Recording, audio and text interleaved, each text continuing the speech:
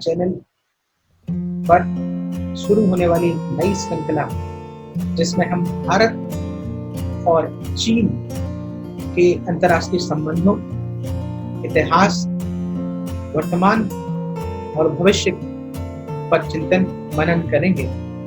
निश्चित तौर पर दो महान देशों के बारे में चर्चा करना और इसके बारे में बहुत विश्लेषण किया जाने की आवश्यकता है, लेकिन हमारी कुछ सीमाएं हैं और इन सीमाओं में रहते हुए हम इस जुलाई महीने में हर गुरुवार और रविवार को भारत चीन अंतर्राष्ट्रीय संबंधों के विषय पर अलग अलग विषयों पर चर्चा करेंगे। तो जुड़िए इस श्रृंखला के साथ। और इस श्रृंखला में चूंकि जुलाई में 5 गुरुवार और 4 रविवार हैं, इसलिए हम 9 अंकों की श्रृंखला जारी करेंगे गुरुवार के साथ। आज इस श्रृंखला के पहले अंक में मैं आप सबका स्वागत करता हूं। मैं इस विषय के साथ इस श्रृंखला का शुरुआत या प्रारंभ करना चाहूंगा, जिसमें हम पंचशील के सिद्धांतों के बारे में बात करेंगे।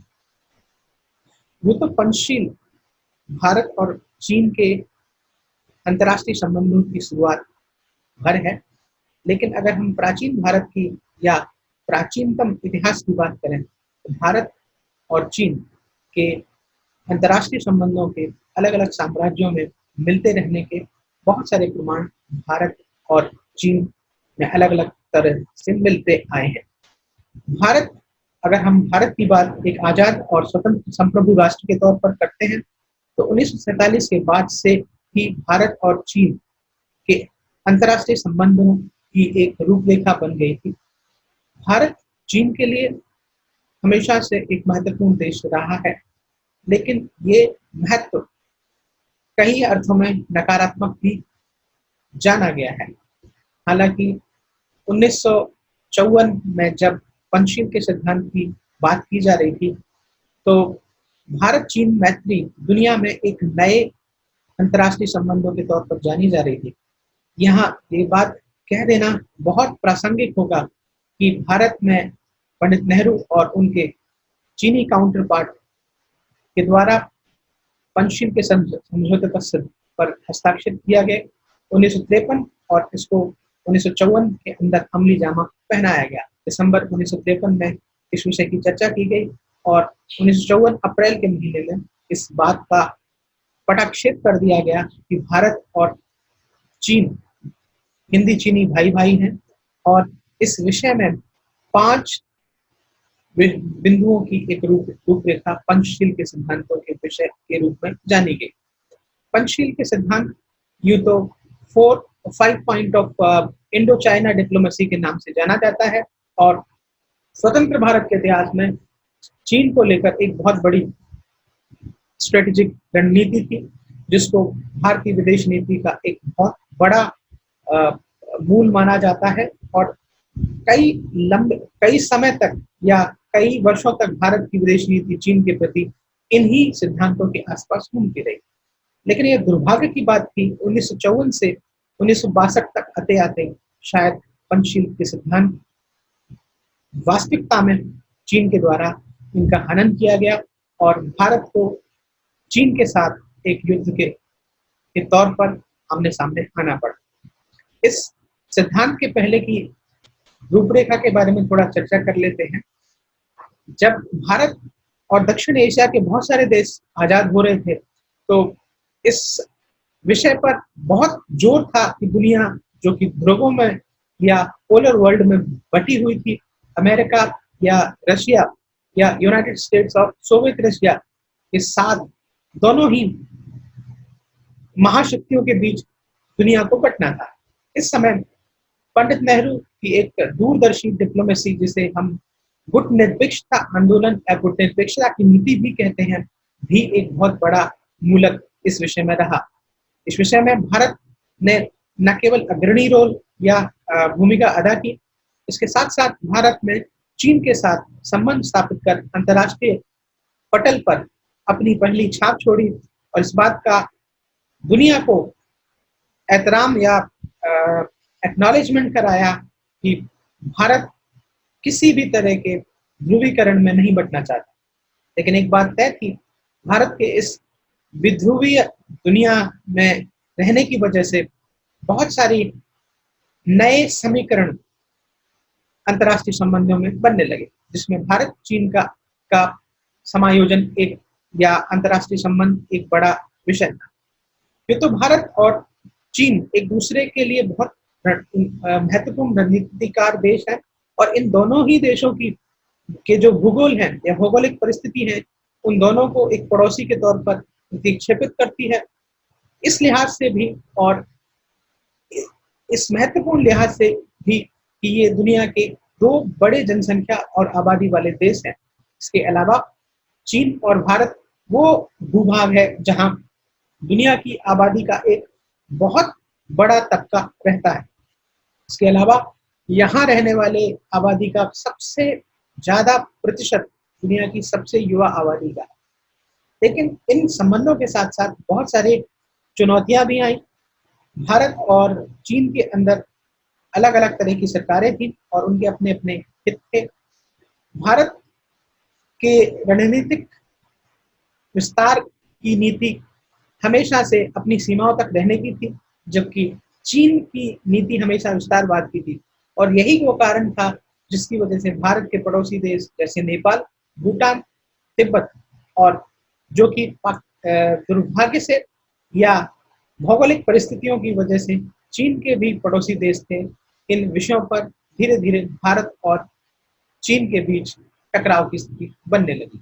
भारत के उत्तर पूर्वी हिस्से में भी चीन के द्वारा गाहे बगाहे अपने तरीके से अतिक्रमण की परिस्थितियां बनी, और इस वजह से भारत को पंचशील के 5 सिद्धांतों, जिसमें एक अंतर्राष्ट्रीय संबंधों की रीढ़ की हड्डी है, लेकिन दुर्भाग्य से चीन के द्वारा पंचशील के सिद्धांतों को घटा बताकर 1962 में भारत पर आक्रमण किया गया और भारत को इस संघर्ष में एक प्रतिरोध करना पड़ा और फलतः 1962 का युद्ध हुआ। अभी आज के अंक में हम चर्चा करेंगे पंचशील के सिद्धांतों की।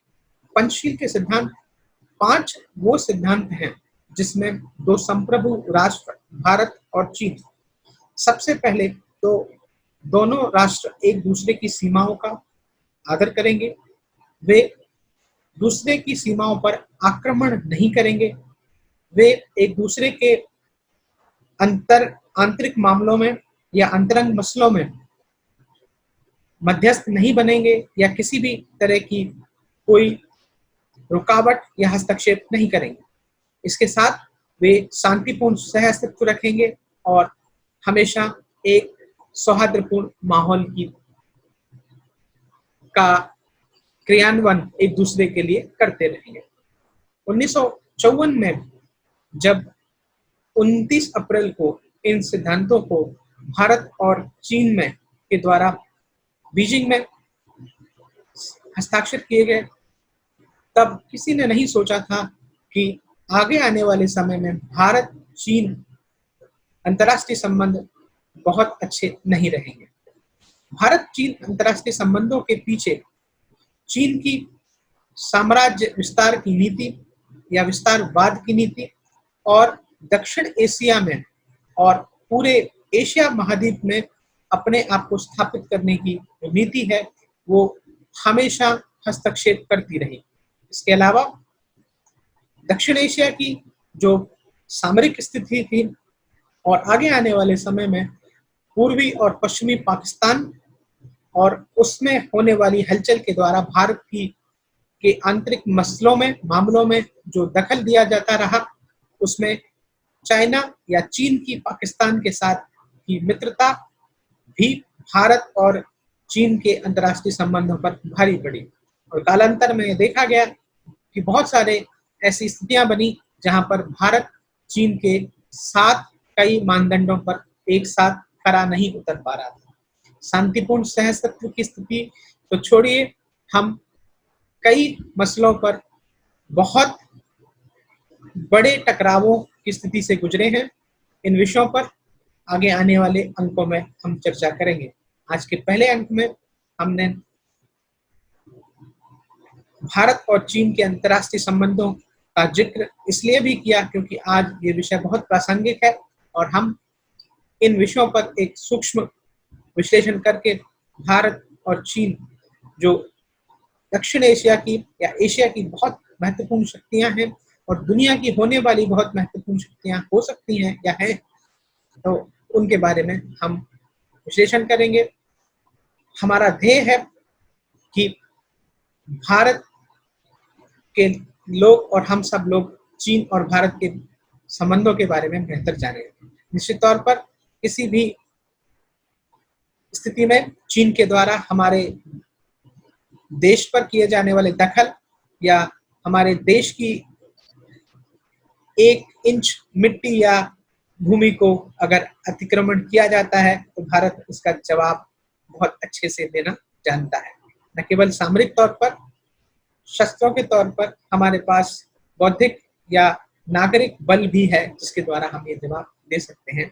और फिलहाल हमारे देश की सरकार के द्वारा और नागरिकों के द्वारा चीनी तकनीक, चीनी सामान और चीनी ऐपों को स्वीकार न किया जाना या बंद किया जाना एक बहुत बड़ी रणनीतिक सफलता है।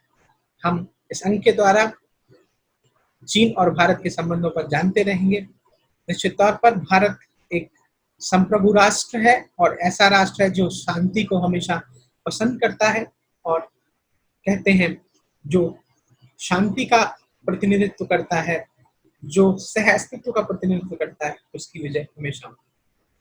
अपने देश पर मुझे स्वाभिमान है और इस स्वाभिमान के प्रतीक के तौर पर भी हम इस श्रृंखला में भारत चाइना या भारत चीन के उन सूक्ष्म बिंदुओं पर चर्चा करेंगे आगे आने वाले अंकों में, जो शायद इस विषय पर हमें बहुत क्लैरिटी या सूक्ष्मता से इस विषय को समझने में मदद करेंगे। तब तक के लिए धन्यवाद। शुभ रात्रि। नमस्कार।